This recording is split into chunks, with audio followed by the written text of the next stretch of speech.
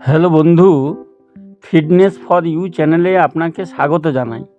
ফিরে এসেছি একটি ভিন্ন স্বাদের ভিডিও নিয়ে। বন্ধু, আপনার শরীরের জন্য সঠিক পুষ্টিগুণ সম্পন্ন খাদ্য খেতে গিয়ে জিভে জল আনা ভিন্ন ভিন্ন স্বাদের খাদ্য খান, যেমন chicken biryani, chicken roll, chilli chicken, chicken চিত্তাসা ইত্যাদি, যার মূল ইনগ্রিডিয়েন্ট হলো চিকেন বা মুরগি। মুরগিতে ভালো পুষ্টিগুণ আছে, কিন্তু তাতে বিপদও আছে।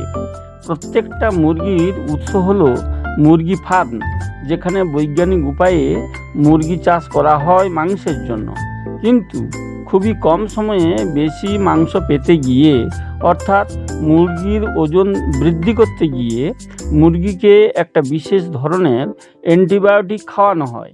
এই অ্যান্টিবায়োটিক খুবই খারাপ পদার্থ, যা মাংসের মাধ্যমে আমাদের শরীরে গিয়ে শরীরের ইমিউনিটিকে কমিয়ে দেয়।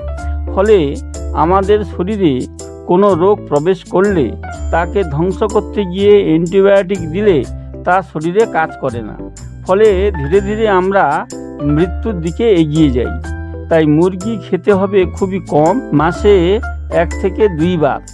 এর থেকে বেশি মুরগির মাংস খাওয়া মানে গরল ভক্ষণের সমান। আর যতটুকু খাওয়া হবে তা খুব ভালো করে সেদ্ধ করে খেতে হবে।